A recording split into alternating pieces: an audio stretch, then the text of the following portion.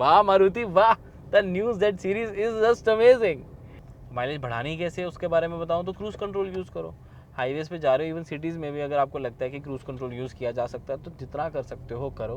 Constant speed अगर होगी तो इंजन के ऊपर प्रेशर कम पड़ेगा, और जितना कम प्रेशर पड़ेगा उतनी ज़्यादा माइलेज आएगी।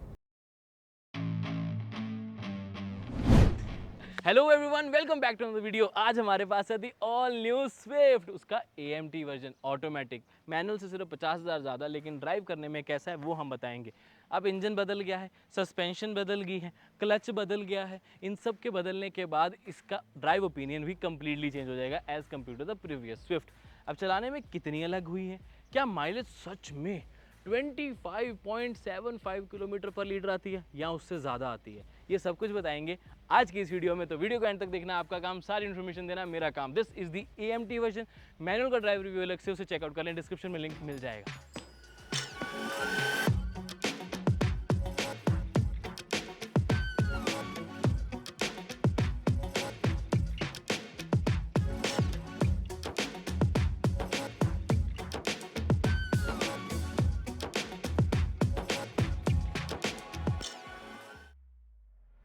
अब जो लोग एक अफोर्डेबल ऑटोमेटिक लेने का सोच रहे हैं उनके लिए स्विफ्ट एक बहुत कैपेबल ऑप्शन हो जाती है, बहुत कैपेबल। क्योंकि स्विफ्ट का नाम ही काफ़ी है, रिलायबिलिटी तो आप मारुति की जानते ही हैं, और AMT में माइलेज भी ज़्यादा आती है as compare to manual. Manual का आप कंप्लीट माइलेज टेस्ट ज़रूर चेकआउट करें, ऑलरेडी वीडियो अपलोड कर दी गई है।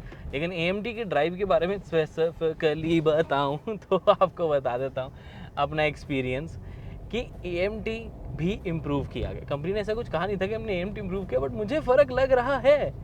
मुझे जेन्युइनली ये वाला जो ओवरऑल AMT है काफ़ी ज़्यादा पसंद आया है। बिकॉज एक तो आपको एक्सपीरियंस अच्छा मिल रहा है इसके साथ, ज़्यादा जर्क नहीं महसूस होते। गियर शिफ्ट देखो महसूस तो होंगे, क्योंकि अल्टीमेटली ये AMT है, this is not a torque converter या DCT तो बिल्कुल भी नहीं है। लेकिन इसकी फिर कॉस्ट भी 1.5 लाख एक्स्ट्रा नहीं है ना, this is only 50,000 rupees extra, जो कि समझ भी आते हैं कि जिसको मैनुअल की झंझट से हटना है, उसको ऑटोमेटिक का मज़ा लेना है, लेकिन ज़्यादा पैसा भी खर्च नहीं करना, उनके लिए AMT बहुत अच्छी ऑप्शन हो जाती है। This is for sure. And AMT जो ये वाली है, ये एक्चुअल में पहले से बेटर है। जनरल AMT से मुझे ये वाली AMT ज़्यादा अच्छी लगी। दिस इज़ नाइस यार। मतलब अगर मैं सही में बताऊँ, मतलब मैनुअल में जो फ़न है वो इस AMT में कंपैरेटिवली कम है, लेकिन कन्वीनियंस बहुत ज़्यादा ऐड हो गई है। तो अगर आप फ़न देखते हो तो डेफिनेटली गो फॉर मैनुअल। अगर आप AMT देखते हो, यानी कि ऑटोमेटिक देखते हो कि आपको कन्वीनियंस चाहिए, ईजी चाहिए, तो go for this one, why not. This is actually good. बहुत अच्छा ऑटोमेटिक लगा यार ये तो। मतलब यूजुअली मैं AMTs को कहता है यार कंसिडर ही क्यों करना, छोड़ो, चाहे उनकी कॉस्ट कम है, बट ये चला के लग रहा है क्यों नहीं, क्यों नहीं, बिल्कुल कंसिडर करना चाहिए। और मैं कहूँगा कि इसको पक्का पक्का कंसिडर करना चाहिए। तो टेस्ट ड्राइव तो देखो दोनों की लो, ठीक है। अब AMT उन लोगों को शायद ना अच्छा लगे जिनको फ़न ज़्यादा चाहिए होता है। जब आपको एक्सेलरेट करना होगा ना, किसी को ओवरटेक करना होगा, तब आपको डिले थोड़ा सा देखो महसूस होगा, उसमें कोई डिनाइबिलिटी नहीं है। फॉर एग्जांपल अभी हम थोड़ा स्लो करते हैं, अभी 4th गियर है, ये 3rd हो गया और ये हो गया 2nd। अब मैं नॉर्मली चला रहा हूँ, ठीक है। अब मैं चाहता हूँ मेरे को ना एक ओवरटेक करना, तो मैं करूँगा थोड़ा रुका, अभी 2nd पे ही है, ठीक है। ये चेंज होगा अभी, ये तो ये थोड़ी सी जो जर्कीनेस है ये तो AMT में रहेगी ही, और पावर का डिले भी थोड़ा सा रहता है। ये तो अभी 3rd गियर है, 3rd गियर पे 120 चला गया, वाह, ये मैं एक्सपेक्ट नहीं कर रहा था इस 3 सिलेंडर इंजन से। This is just amazing. 3rd gear पे 120 पे थे हम। वाह मारुति वाह, the new Z series is just amazing. ये तो बहुत सही है यार। तो मैं काफ़ी इम्प्रेस्ड हूँ इस चीज़ से कि आपका ये AMT, या वैसे 3 सिलेंडर इंजन की स्पेसिफिकेशन है ये तो, कि 3rd गियर पे भी अगर ये 120 जा रहा है तो दैट्स अमेजिंग। ऑल्दो थोड़ा सा वो पड़ गया था, टॉर्कानी कम हो गई थी क्योंकि RPM काफ़ी ऊपर चला गया था। तो सही टॉर्क तो इसकी 3000 से 5000 से 4500 तक बहुत सही आती है। तो उसके बाद ये थोड़ा सा डिले होता है। हालांकि for an average point of view ये 2000 RPM के बाद गियर चेंज करता है जब आप नॉर्मली चला रहे हो। जब आप इसे रेव कर रहे हो तब ये पूरा रेड लाइन तक 6000 तक जाएगा ही जाएगा, और अच्छा रेव करता है। देखो पावर है इस इंजन में। मैनुअल का फन टू ड्राइव एलिमेंट इसलिए थोड़ा ज़्यादा है क्योंकि उसका कंट्रोल आप कहते हो फटाफट आप गियर शिफ्ट कर सकते हो, लेकिन ऐसा नहीं है कि वो ऑटोमेटिक में कर नहीं सकते, क्योंकि इसमें आपको मैनुअल के ऑप्शन भी आते हैं। जस्ट स्विच करो आई से, ये हो गया मैनुअल में स्विच। अब यहाँ से आप अपने जो गियर है वो चेंज कर, जैसे फिफ्थ है, ये फोर्थ, ये थर्ड, अब मैंने सेकंड, तो अब आ गया ना मेरे हाथ में पावर, ये मैंने चेंज किया। तो गियर शिफ्ट होने में AMT को कंपैरेटिवली ज़्यादा ब्रेक लगती है, लेकिन जब आप यहाँ से शिफ्ट करते हो तो वो उतनी ब्रेक नहीं लगती, वो जनरल जो आप मैनुअल में आपको डिफरेंस आता है वही आपको आएगा। तो ये चीज़ मुझे AMT की ओवरऑल अच्छी लगी, इस वाले AMT की specifically, that's very very convenient to drive. और देखो थोड़ा सा वो AMT का करेक्टर तो रहेगा, डिले इन गियर चेंजिंग, लेकिन वो उतना ही है जितना आप मैनुअल में यूजुअली खुद जैसे क्लच प्रेस किया, गियर चेंज किया, उतना, उससे थोड़ा सा ज़्यादा। लेकिन जब आप यहाँ से शिफ्ट करते हो, यानी कि खुद शिफ्ट करते हो मैनुअल में और गियर चेंज करोगे, तब आपको उतना ज़्यादा ये चीज़ नहीं फील होगी। तो बहुत स्विफ्टली, बहुत क्विकली, बहुत कंसिस्टेंटली, बहुत ही कंटिन्यूटी में एक गियर शिफ्ट आप कर पाते हो। I am really actually liking this AMT very much. ये मेरी एक्सपेक्टेशन से एट पार गया पक्का। तो वैसे मैं कहूँगा कि अगर कर सकते हो तो AMT ट्राई ज़रूर करना, मतलब परचेज़ करने का। टेस्ट ड्राइव तो लेनी है आपने, मेरे कहने में पक्का लोगे ना। सो ओके, AMT में अब अच्छी चीज़ ये भी है कि जो डेड पेडल का साइज़ है वो काफ़ी ज़्यादा बड़ा हो गया है, ऑलमोस्ट पूरा कवर कर रहा है, वो 2 पैर भी आ जाएंगे वहाँ पर, तो उसकी वजह से मैं बहुत इजीली कहीं पे भी पैर अपना रख पा रहा हूँ, तो that feels very very nice and काफ़ी ज़्यादा कंफर्टेबल मैं फील कर रहा हूँ इसको ड्राइव करते समय। तो that's a great thing for me, क्योंकि मुझे ये बहुत ज़रूरी होता है कि स्पेशली जब चाहे कोई मैनुअल गाड़ी हो कि जिसमें क्रूज़ कंट्रोल है, या इवन हाईवे पे मेरी ड्राइविंग जैसे है, मेरी होती है ड्राइविंग, ठीक है ना, तो मुझे तो चाहिए कि यार डेड पेडल होना ज़रूरी हो जाता है। और इसमें तो क्रूज़ कंट्रोल भी है, माइलेज भी बेटर आएगी।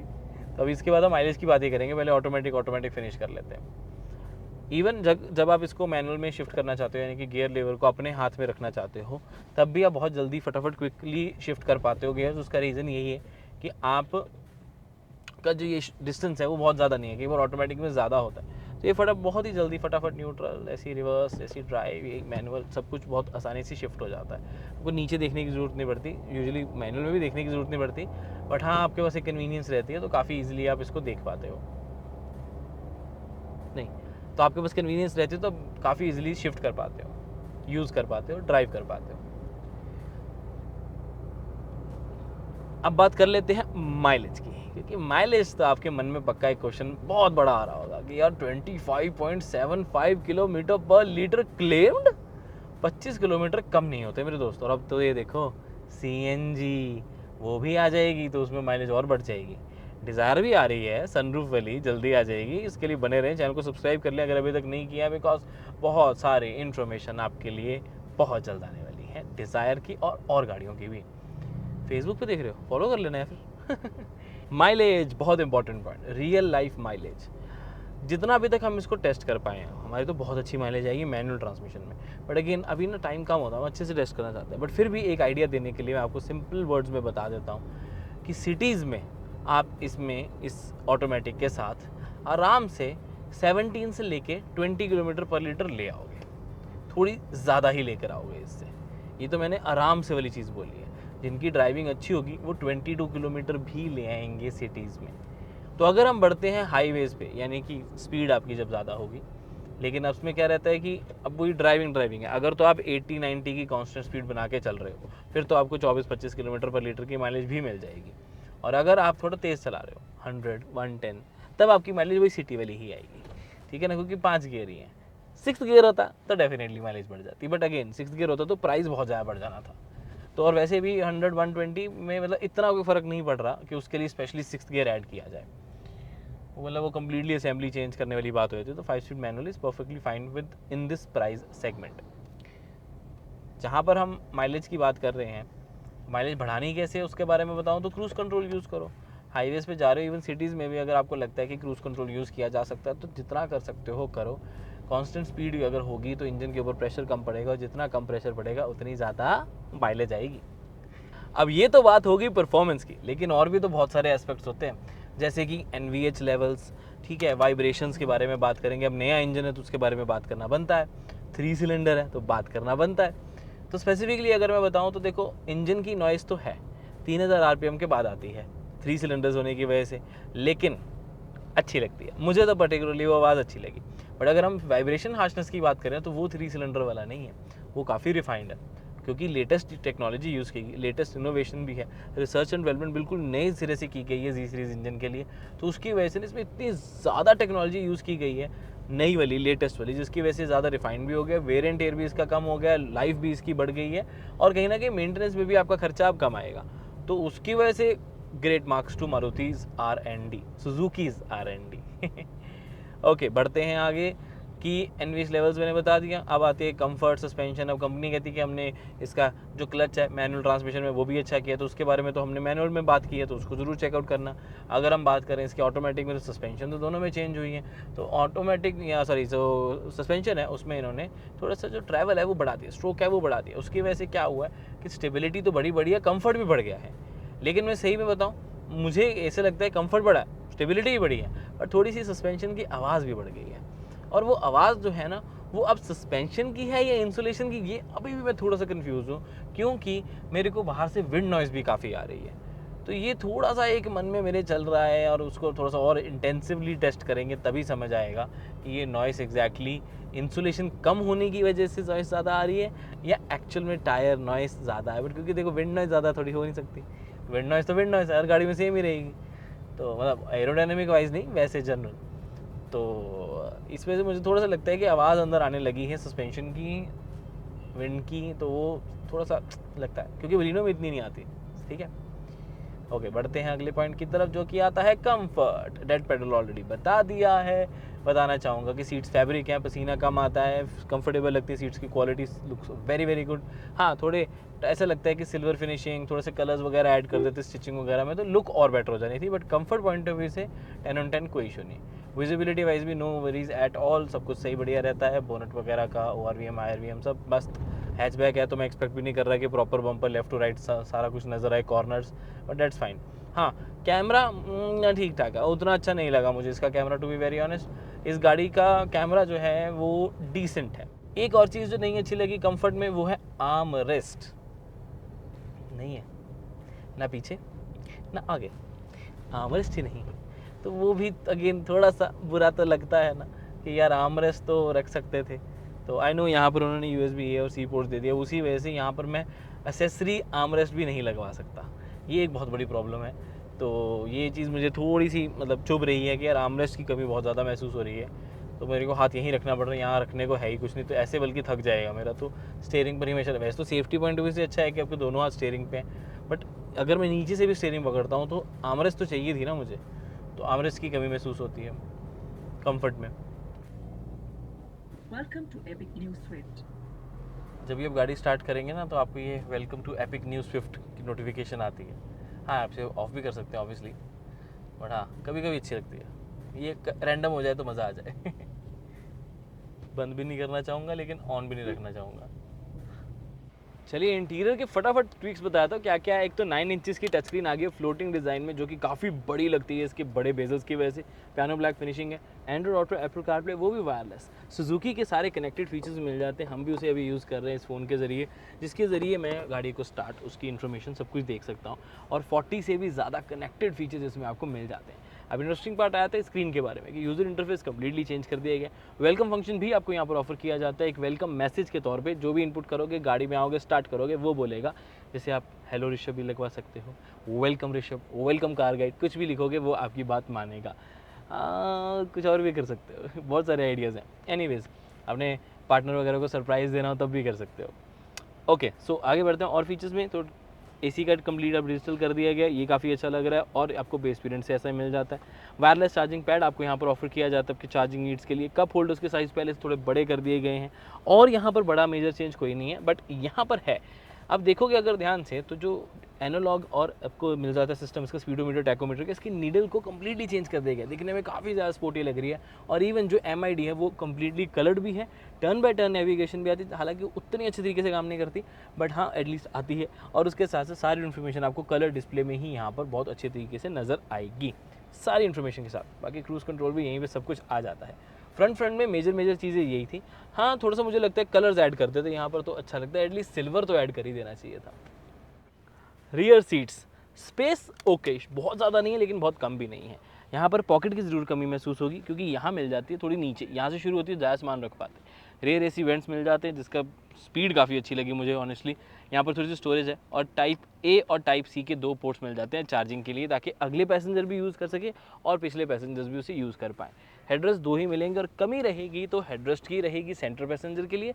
आर्मरेस्ट और कप होल्डर की कमी भी थोड़ी सी महसूस हो सकती है, बट सीट्स की कंफर्ट अच्छा है क्योंकि क्वालिटी बहुत अच्छी यूज़ की गई है और लॉन्ग राइड्स पे जाओगे तो आपको कोई दिक्कत नहीं आएगी। बट हाँ, इस चीज़ का भी ध्यान रख लें कि थोड़ा सा ना पीछे क्लोस्ट्रोफोबिक लगता है। उसके 2-3 रीज़न बताता है। एक तो ऑल ब्लैक इंटीरियर, दूसरा ये हेडरेस्ट बहुत ज़्यादा बड़ा है तो उसकी वजह से ना मेरा विजन ब्लॉक होता है और कहीं ना कहीं मुझे थोड़ा सा क्रैम्प्ड फील होता है।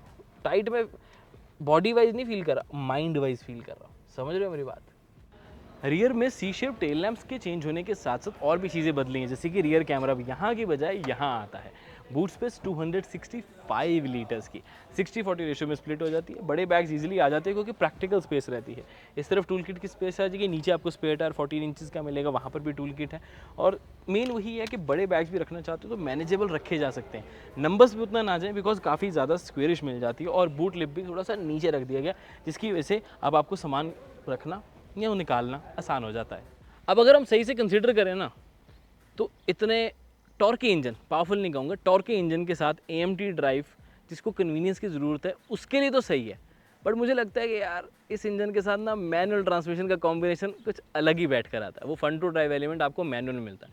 हाँ, लेकिन अगर गलती से प्रॉब्लम आपकी कोई नी में है तो चलो आई एम सॉरी, आपको AMT की तरफ ही जाना पड़ेगा। बट अगर आपकी ड्राइविंग बहुत ज़्यादा नहीं है तो आप मैनुअल की तरफ जाओ, बिकॉज मैनुअल भी ऐसा नहीं है जो आपको जल्दी थका देगा। ऑटोमेटिक में बिल्कुल थकान नहीं होगी, मैनुअल में थोड़ी सी थकान होगी अगर ट्रैफिक में फंसते हो, नहीं तो नहीं होगी। तो मैनुअल भी कंसिडर किया जा सकता है। बट आई नो आपके मन में यार 50,000 का फ़र्क है, ऑटोमेटिक ले लेते हैं। बट ऑटोमेटिक में ना वो फ़न ख़त्म हो रहा है थोड़ा सा। तो अगर वो फ़न आ जाता तो डेफिनेटली अच्छा लगता, बट फ़न अब नहीं है तो मैनुअल ज़्यादा सही रहता है। मैं पर्सनली मैनुअल की तरफ जाता। What is your opinion? Automatic suit करता है आपको या मैनुअल? नीचे कमेंट करके अपना ओपिनियन ज़रूर शेयर कर दें।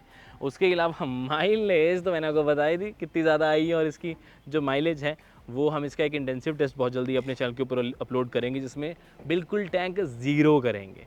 तब आता है असली टेस्ट, तब आता है असली मज़ा। So this was the AMT drive review. Manual अलग से है, माइलेज टेस्ट अलग से है, उन वीडियोज़ को चेकआउट करना ना भूलें। ये थी हमारी तरफ से स्विफ्ट के बारे में लेटेस्ट इन्फॉर्मेशन। उम्मीद है वीडियो अच्छी लगी होगी।